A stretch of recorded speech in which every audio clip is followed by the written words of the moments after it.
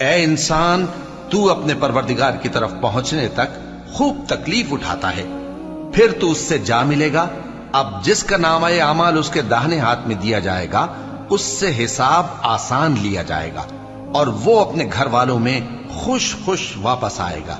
اور جس کا نامہ اعمال اس کی پیٹھ کے پیچھے سے دیا جائے گا تو وہ موت کو پکارے گا اور دوزخ میں داخل ہوگا۔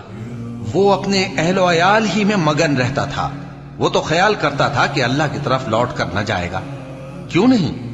اس کا پروردگار تو اس کو دیکھ رہا تھا۔ سو میں شام کی سرخی کی قسم کھاتا ہوں اور رات کی، اور جن چیزوں کو وہ اکٹھا کر لیتی ہے ان کی، اور چاند کی جب وہ پورا ہو جائے، کہ تم لوگ درجہ بدرجہ ضرور چڑھو گے۔ تو ان لوگوں کو کیا ہوا ہے کہ ایمان نہیں لاتے؟ اور جب ان کے سامنے قرآن پڑھا جاتا ہے تو سجدہ نہیں کرتے، بلکہ کافر جھٹلائے جاتے ہیں۔